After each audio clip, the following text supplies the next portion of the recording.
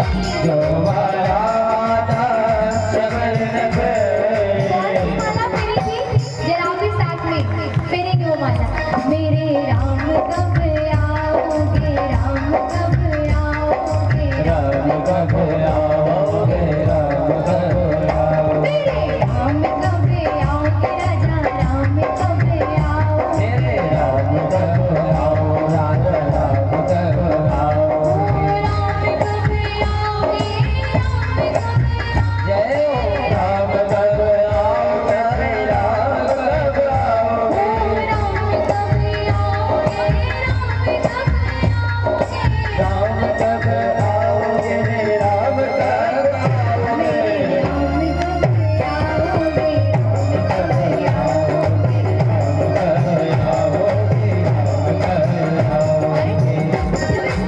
माला को फेरा उन्होंने, तो क्या होगा? वो झूठे बेरों को खा गए राम लाला, वो झूठे बेरों को खा गए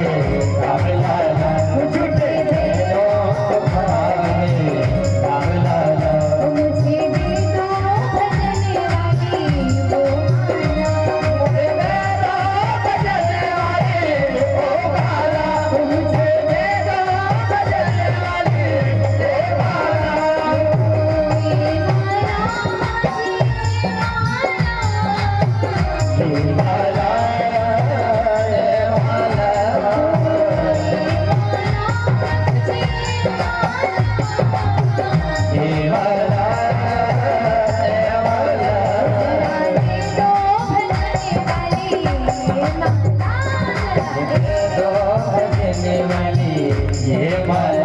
मुझे दे दो भजने वाली वो माला,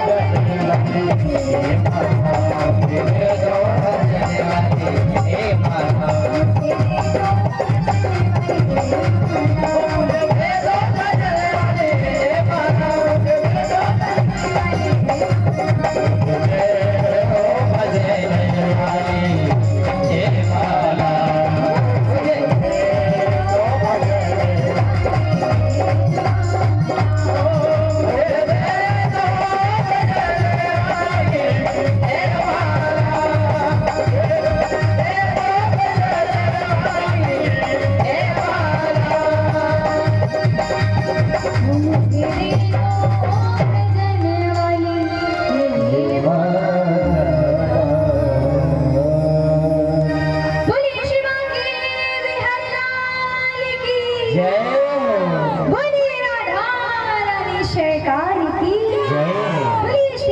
कन्हैया लाल की बोलिए श्रीमद् भागवत महापुराण की जय जय जय जय श्री हरि शरणम श्री हरि शरणम श्री हरि शरणम। जो लोग पीछे खड़े हैं निवेदन है कि आप लोग आगे जाए, थोड़ा थोड़ा आप लोग आगे बढ़ दीजिए या बीच में थोड़ी जगह बना दीजिए आप लोग। हाँ, जब माता बहन पीछे खड़े हैं कृपया आकर के बैठ जाएं। हम सभी लोग अभी सुंदर सी झांकी का दर्शन करेंगे, आप लोग यथास्थान बैठ जाएंगे। श्री राधे श्री श्याम।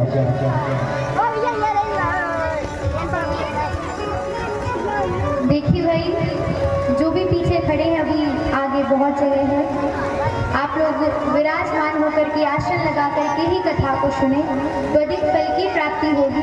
क्योंकि हम इतने दिन से बता रहे हैं खड़े होकर के नेताजी का भाषण सुनते हैं, खड़े होकर के नेताजी का भाषण सुनते हैं, और जब धर्म मंच के पास आते हैं, धार्मिक आयोजनों में कार्यक्रमों में आते हैं, तो हम सभी बैठ करके कथा को सुनते हैं।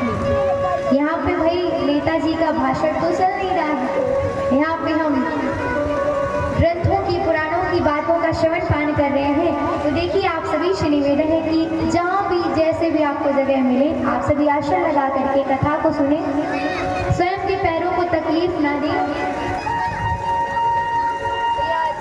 आप सभी लोग विराजमान हो जाएं और कथा को श्रवण पान करें। बोले श्री वृंदावन बिहारी लाल की, बोले राधा रानी सरकार की। इसके बाद बड़ी ही सुंदर कथा थी। अच्छा, एक भक्त की कथा तो हमने सुन ली, अब हम सप्तम स्कंद में प्रवेश कर रहे हैं। एक भक्त की कथा को तो हमने सुना, अब एक छोटे से भक्त ध्रुव जी थे। अब एक छोटे से भक्त कौन है? दो छोटे छोटे भक्त हैं ना भागवत जी में, एक ध्रुव जी एक प्रहलाद जी। आइए हम सभी प्रहलाद जी की सुंदर कथा का श्रवण करते हैं। हमने बताया था सृष्टि वर्णन में कि भगवान वराह रूप धारण करके हिरण्याक्ष का वध करते हैं। किसका वध करते हैं? हिरण्याक्ष का। अब हिरण्याक्ष के भाई कौन है? हिरण्यकश्यप। कौन है? हिरण्यकश्यप। अब जैसे हिरण्यकश्यप को पता चला कि भगवान नारायण ने वराह रूप धारण करके उनके भाई हिरण्याक्ष का वध कर दिया है, सब हिरण्यकश्यप के जो क्रोध है उसकी तो कोई सीमा ही नहीं है। बदला लेने के लिए मंदराचल पर्वत पर जाकर के तपस्या करने लगते हैं। अब तपस्या करने गए सो नारद जी तोते का रूप बना करके नारायण नारायण नारायण कान में बोलने लगते हैं। कहीं भी जाए सो नारद जी तोते के रूप में नारायण नारायण नारायण बोलने लगे। अब हिरण्यकश्यप से सुनाना आ गया, घर लौट आया। अच्छा, जब घर लौट के आया और उनकी पत्नी का नाम है कयाधु। क्या नाम है? कयाधु। उन्होंने पूछा कि महाराज क्या बात है, आप तो तपस्या के लिए गए थे, ऐसे क्यों लौट के आ गए? तो हिरण्यकश्यप ने बताया कि मैं गया था तपस्या के लिए, लेकिन जब मैं तपस्या करने गया तो कोई तोता आया और मेरे कान पे आकर के बोलने लगा नारायण नारायण। देवी कयाधु भक्त थी। अब उन्होंने जैसे ही सुना नारायण नारायण, तो नारायण नाम जैसे ही हिरण्यकश्यप के मुख से सुना तो बड़ी प्रसन्न हुई। आज बार बार पूछने लगी, बार बार कुछ काम करके, महाराज आप गए तपस्या के लिए, क्या हुआ? महाराज आप तपस्या करने गए थे, क्या हुआ? क्या बात, आप लौट क्यों आए? हिरण्यकश्यप बताता गया बताता गया बताता गया। अच्छा, अब एक माला पूरी होने में दो ही शब्द बाकी थे।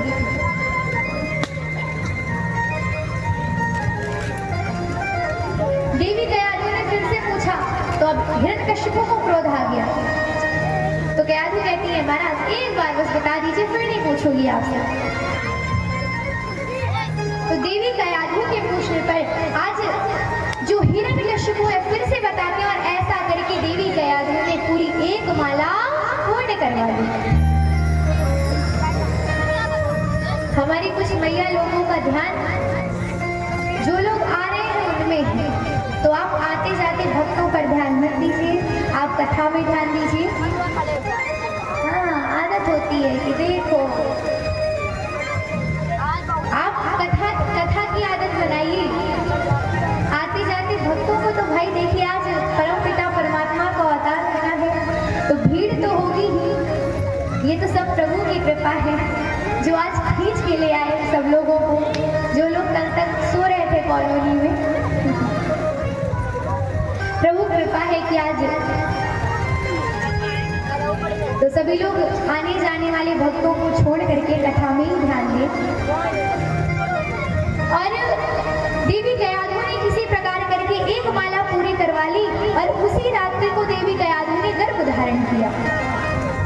हिरण्यकश्यप प्रातः फिर तपस्या को गए, और जैसे ही तपस्या को गए तो इधर कयाधु के केश पकड़ करके इंद्र ले जाने लगा।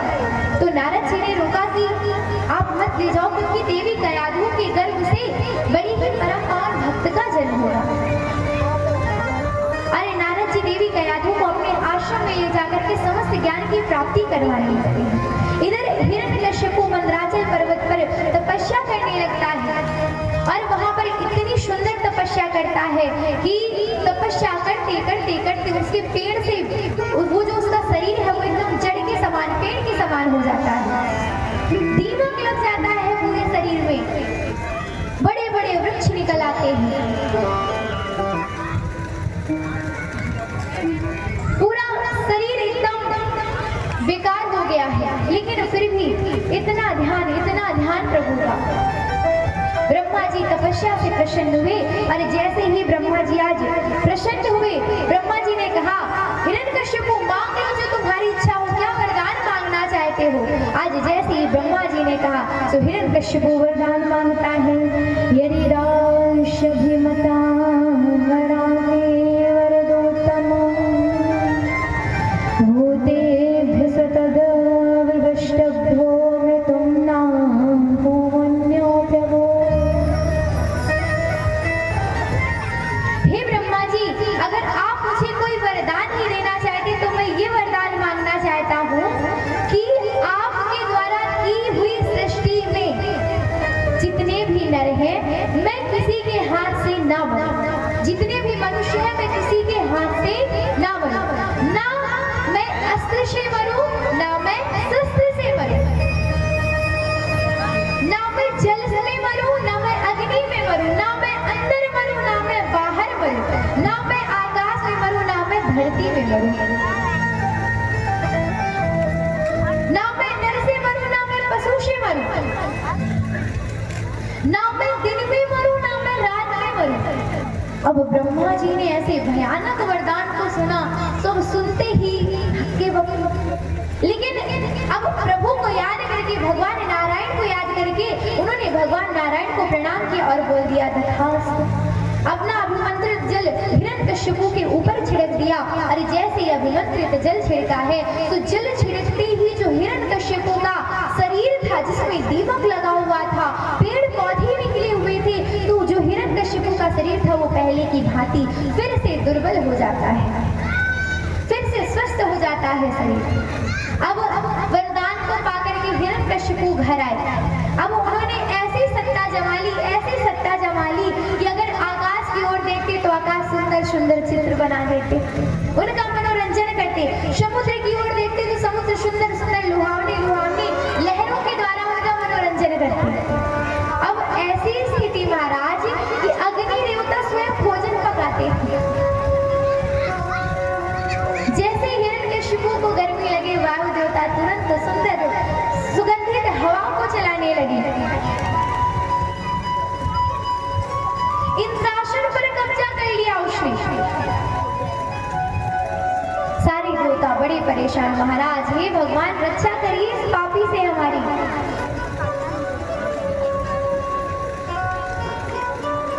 प्रभु ने कहा चिंता मत करिए, इसकी पत्नी के गर्भ से मेरा बड़ा ही सुंदर भक्त जन्म लेगा। सुंदर समय आया, कयाधु जी के गर्भ से सुंदर भक्त ने जन्म लिया, नाम रखा गया प्रहलाद। प्रहलाद जी भक्ति का ही प्रभाव है, संतों का समागम, संत की कृपा प्राप्त हुई, नारद जी की कृपा प्राप्त हुई देवी कयाधु को। उसके प्रभाव से प्रहलाद जी महाराज बड़ी भक्ति में रहते थे। उनको शिक्षा के लिए कहाँ भेजा गया? संडामर्क के पास। शिक्षा हो गए तो जो वो याद करवाती प्रहलाद जी तुरंत याद कर लेते।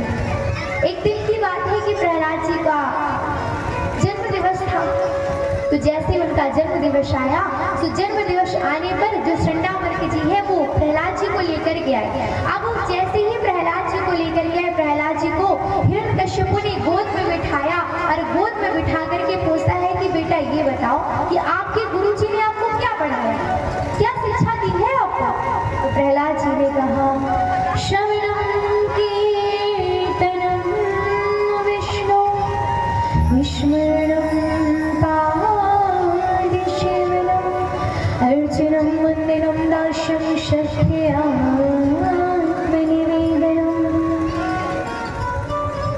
हमें प्रभु नारायण की भक्ति करनी चाहिए, भगवान श्रीहरि की भक्ति करनी चाहिए। और भक्ति एक प्रकार से नहीं, कई प्रकार से होती है। आप प्रभु के सखा बन के भक्ति कर सकते हो, आप प्रभु के दास बन के भक्ति कर सकते हो, आप प्रभु के सेवक बन के भक्ति कर सकते हो, और यहाँ तक कि आप प्रभु के लिए गा के भी भक्ति कर सकते हो, आप प्रभु के लिए नृत्य करके भी भक्ति कर सकते हो, आप प्रभु के पिता बन के, माता बन के आप हर प्रकार से प्रभु की सेवा कर सकते हो।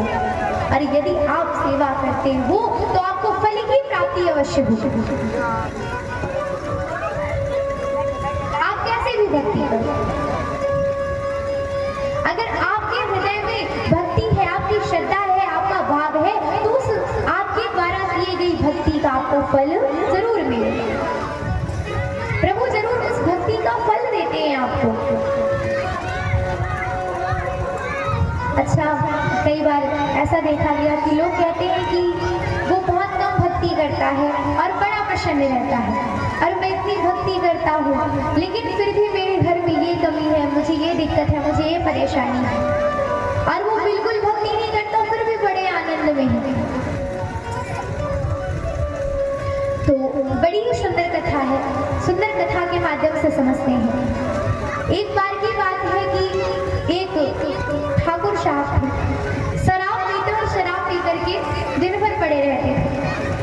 और पुजारी जी थे, दिन भर भक्ति करें, प्रभु जो दे उसमें प्रसन्न, उसमें सुखी। तो एक दिन की बात है, पुजारी जी पूजा करके हाथ में पूजा की थाल लेकर के जैसे ही भोजन करके जा रहे थे तो उनको अचानक से पैर में उनके कांच का टुकड़ा चुभ गया। क्या चुभा? कांच का टुकड़ा। अब जैसे ही कांच का टुकड़ा चुभ गया तो जो राजा था वो जी देख करके हंसने लगा। ठाकुर साहब जो थे वो देख करके हंसने लगे। अरे देखो देखो, ये तो दिन भर भक्ति करते हैं और मैं शराब पीता हूँ और फिर भी देखो शराब पीने के बावजूद भी मैं इतना प्रसन्न हूँ। भगवान ने मुझे घर दिया, गाड़ी दी, बड़ा प्रसन्न किया है। और ये पुजारी जी दिन भर भक्ति करते हैं लेकिन फिर भी देखो आज कांच का टुकड़ा चुभ गया है, इन्हें कष्ट मिल गया। पुजारी जी से बात सहन न हुई, अब वो संत जी के पास गए। संत जी से कहा, संत जी ऐसी ऐसी बात है, बताइए, मैं भक्ति करता हूँ और वो जो ठाकुर है, ठाकुर साहब है, वो कुछ नहीं करते फिर भी बड़े आनंद में, बड़े प्रसन्न है वो।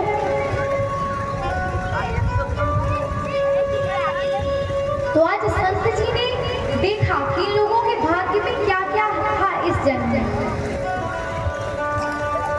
जब उन्होंने भाग्य देखा तो भाग्य देखने में ये पता चला कि जो ठाकुर साहब आज बस थोड़े से धन में और थोड़े से जो घर में थोड़ी गाड़ी खड़ी है और बस इतने भी प्रसन्न, उनके पास राजसी ठाठ बाट की बात। और ये जो पुजारी जी है इनकी मृत्यु नहीं थी लेकिन भक्ति के प्रभाव से आज कांच का टुकड़ा चुभ जाने के कारण इनकी मृत्यु टल गई, केवल और केवल भक्ति के प्रभाव से। और ये जो ठाकुर साहब है इनके भाग में बड़ा ठाट बाट लिखा था, बहुत राशि ठाट बाट, लेकिन इन्होंने शराब पी करके, मदिरा पान पी करके अपना जीवन नष्ट कर लिया और उसी के प्रभाव से इस प्रकार पड़े रहते हैं। हमारे जैसे कर्म होते हैं ना, हमको वैसा ही फल मिलता है। जिस प्रकार के हम कर्म करेंगे भगवान हमें वैसा ही फल देंगे।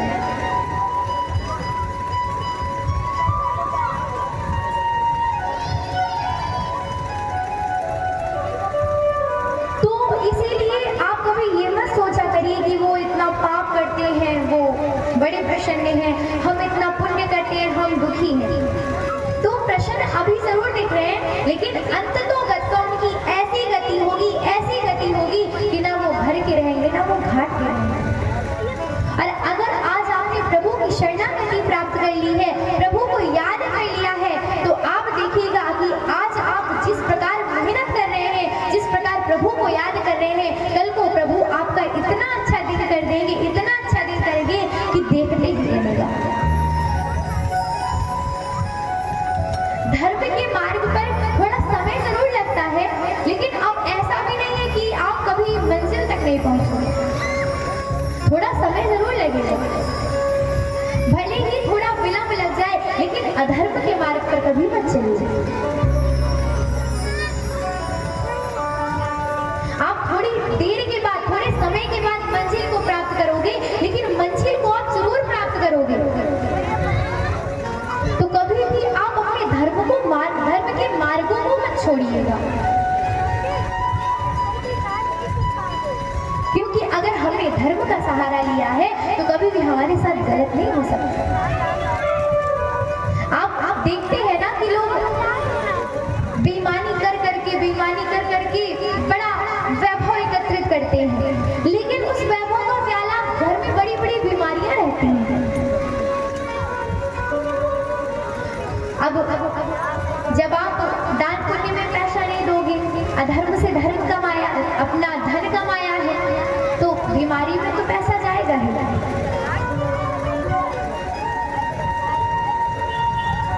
और जो धर्म के मार्ग में चलता है, आप जाकर के देख लीजिए कि उसके घर में बीमारी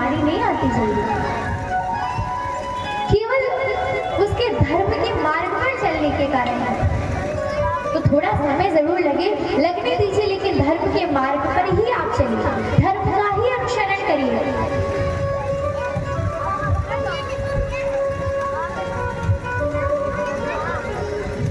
अगर आप धर्म की रक्षा करोगे तो धर्म आपकी रक्षा करेगा। तो कभी भी ये मत सोचा करिए कि आपने ऐसा किया तो ये मिल रहा है।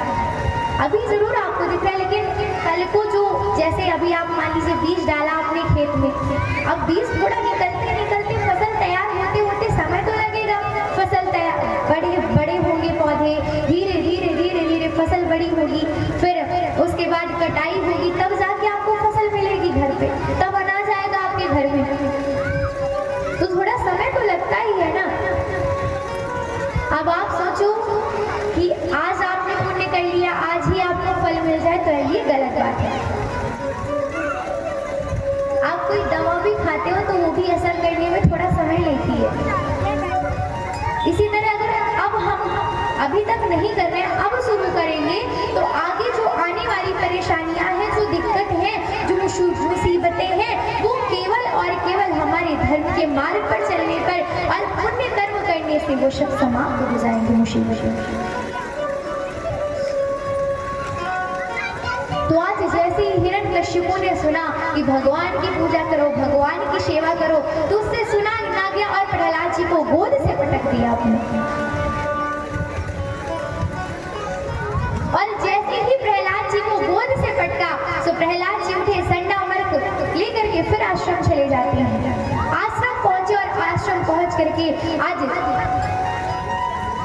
कुछ दिन व्यतीत हुए, धीरे धीरे धीरे एक दिन जो उनके मित्र हैं, मित्रों ने कहा कि भैया प्रहलाद चलो खेलते हैं।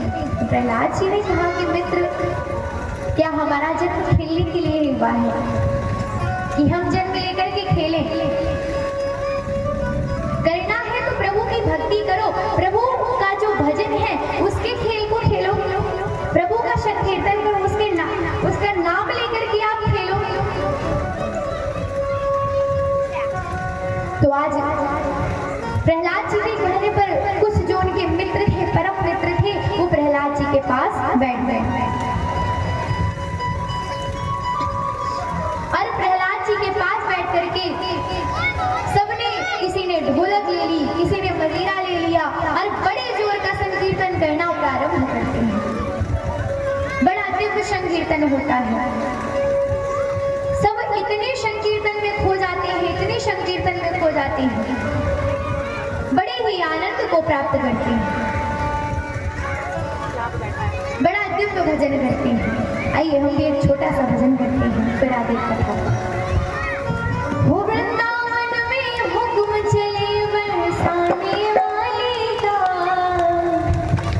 वृंदावन में हुक्म चले बरसाने वाले का, मेरा श्याम भी देखो है दीवाना राधे रानी का, मेरा श्याम भी देखो है दीवाना राधे रानी का। ओ वृंदावन में हुक्म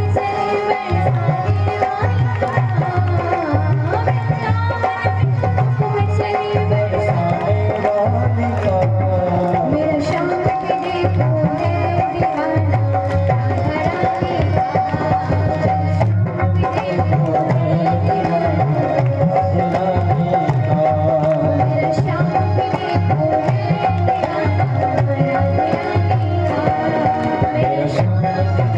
है दीवाना राधा रानी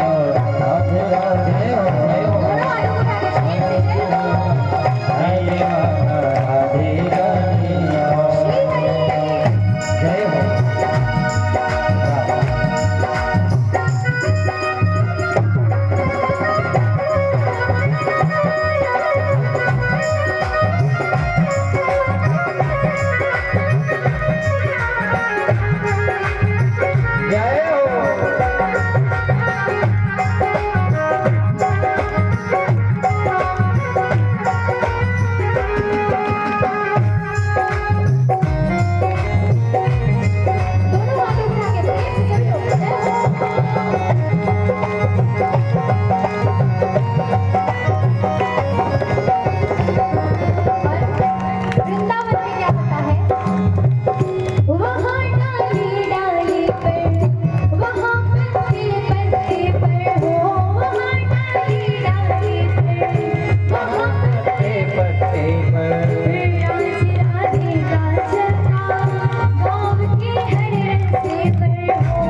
राज राधे का चलता गाँव के हर रस्ते